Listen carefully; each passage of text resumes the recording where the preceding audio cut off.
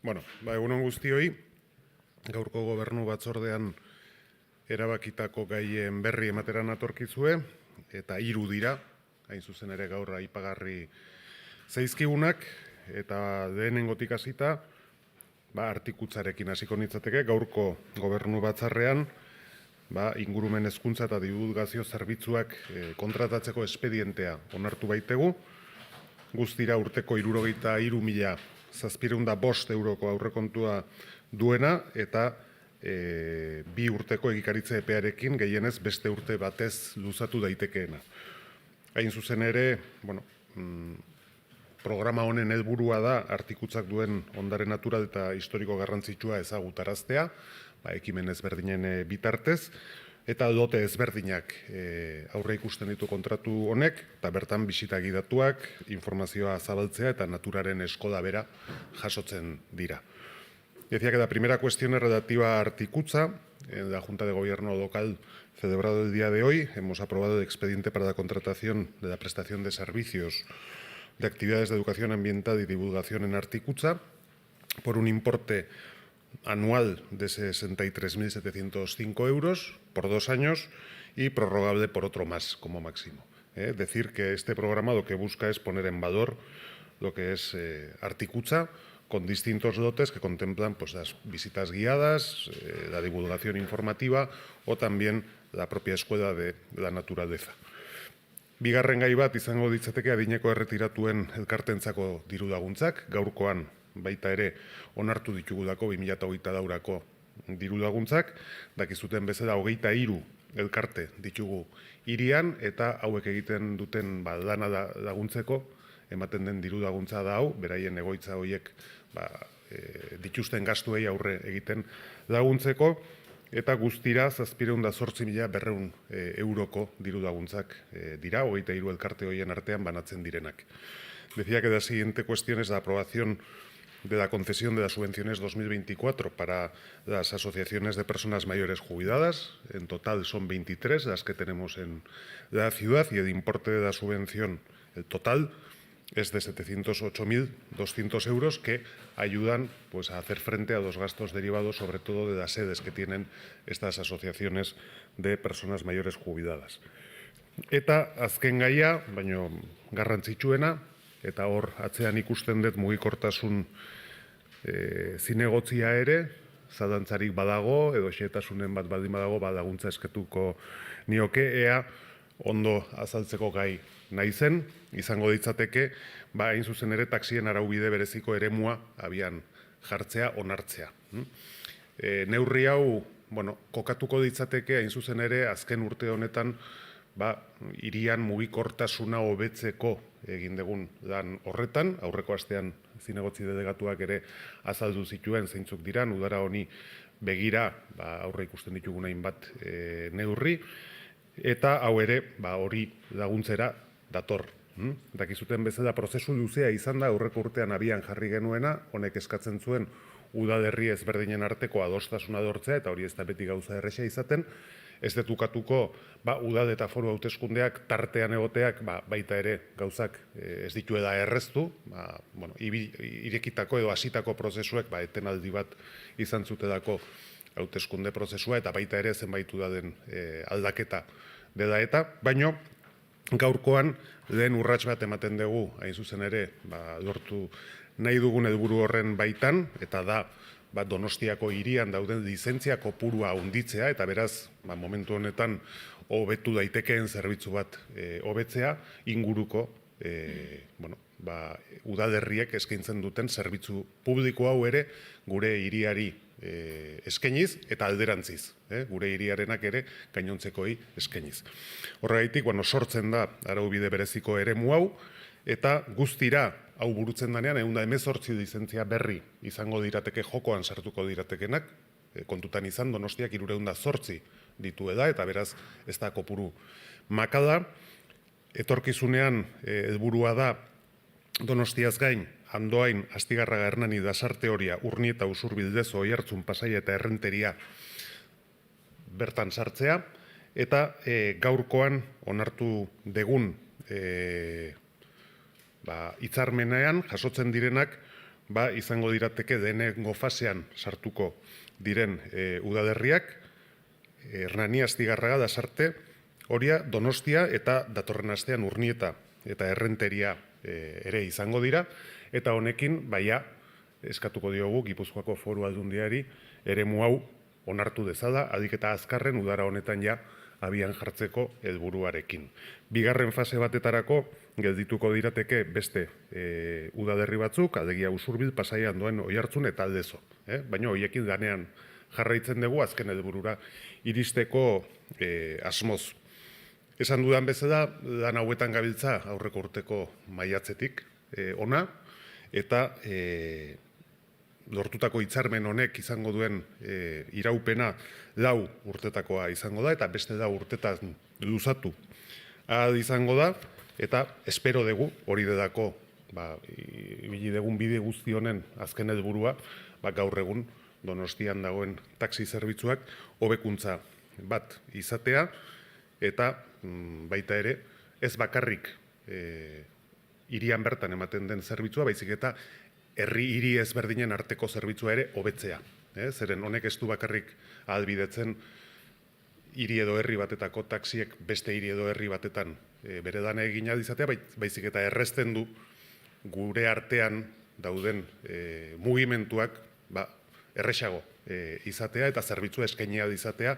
helbidea edo helburua o hasiera, adibidez Astigarragan duen taxi batek Donostira iristeko edo alderantziz. Beraz, uste dugu hori hobekuntza bat izango da, eta da espero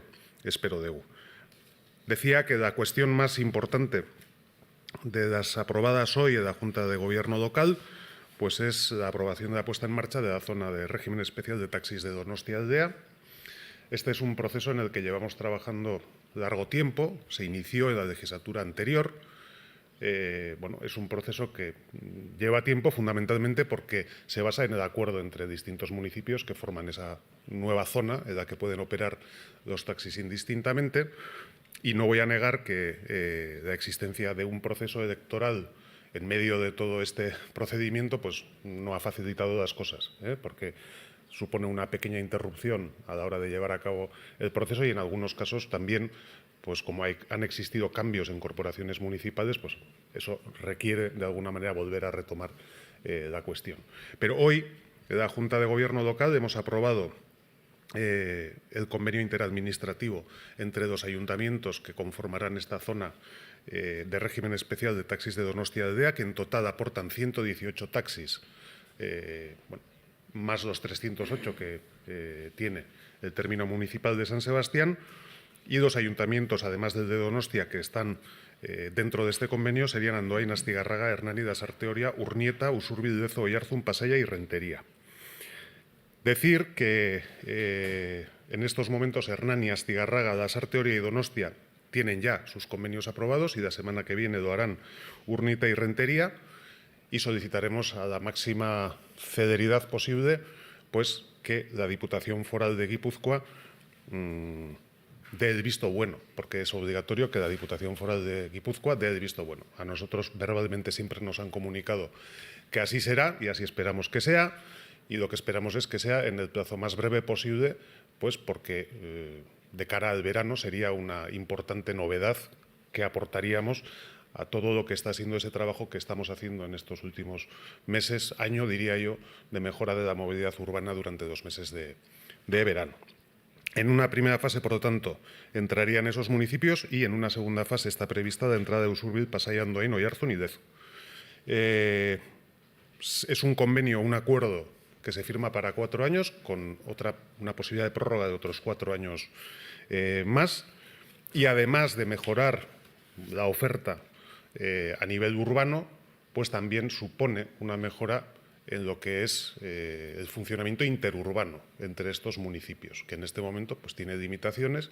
de poder pedir un taxi en Astigarraga de un lugar, etcétera, etcétera, y también contempla esa posibilidad, con lo cual facilita la prestación del servicio a nivel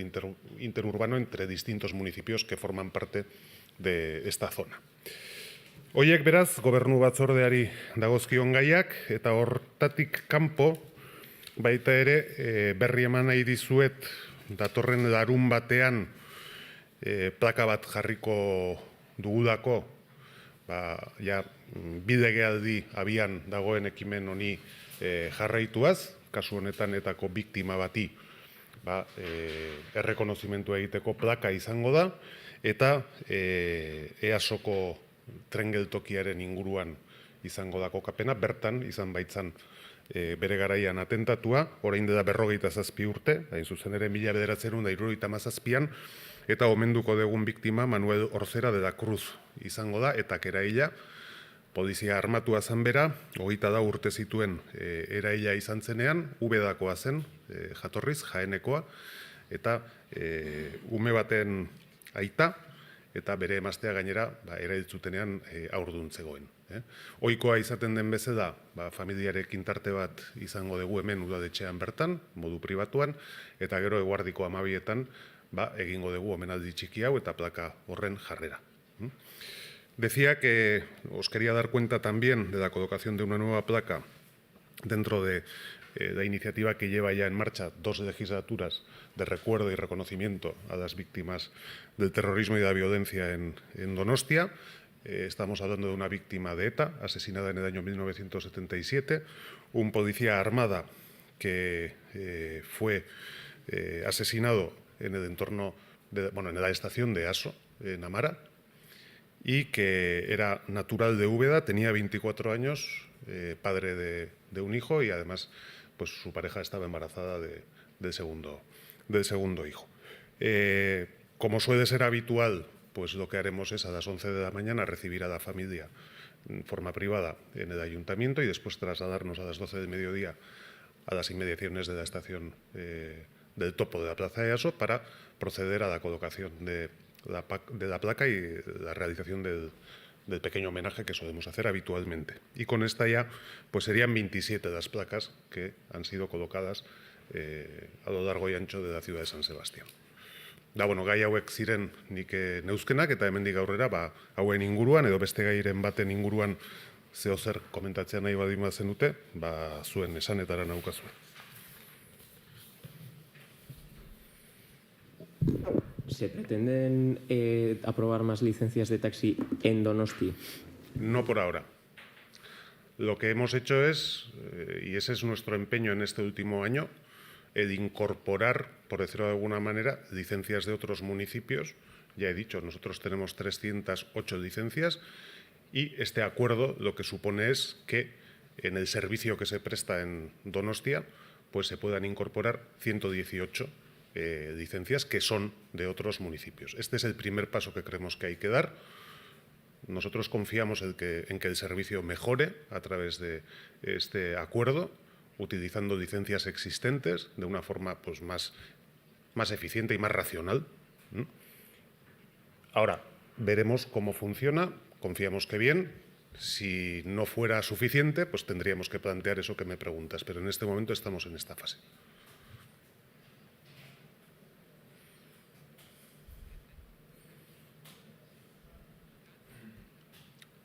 ¿Va listo? ¿Suba algo eso? Vale. Sí, desde Radio Nacional,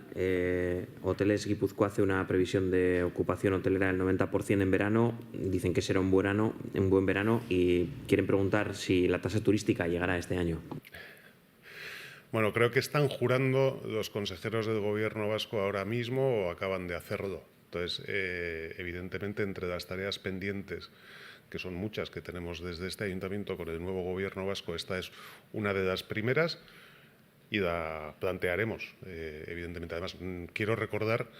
que en el programa electoral del Partido Nacionalista Vasco se contemplaba la creación de tal tasa, con lo cual pediremos que se den los pasos necesarios para que efectivamente eso sea realidad lo antes posible.